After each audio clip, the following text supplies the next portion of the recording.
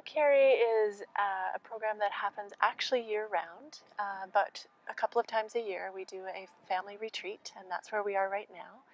And we bring families who've had a loss to this amazing place, and for 4 days we work with them to help them process their grief and express their grief and connect with each other and build a sense of community that brings them some hope and some healing.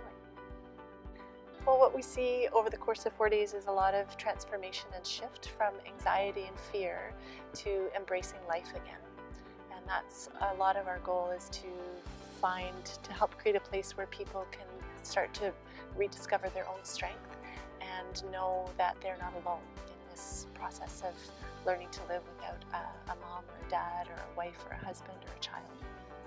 I think part of what we do is we allow for room for all of that emotion. We allow for expression of joy and expression of sorrow, and we don't hide the grief. The grief is part of,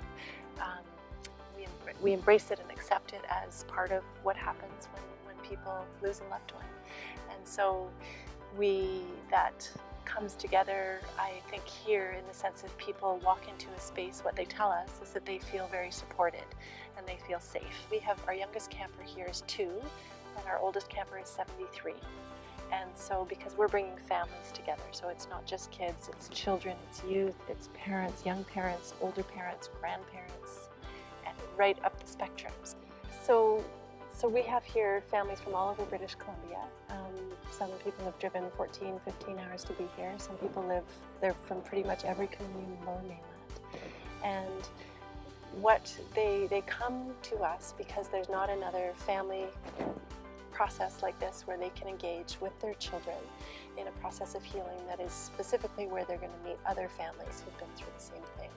And so what we find is when we bring people together, they not only start to look at their own family and how they can heal, but they start to form bonds with other families and our staff team and our volunteers, many of whom have experienced grief and loss themselves.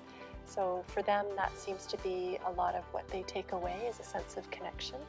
And then that gets nurtured throughout the year by being part of our support groups, some of which are run by music therapists, being part of what we have an online network that they're often part of, and then we run special events for them throughout the year as well.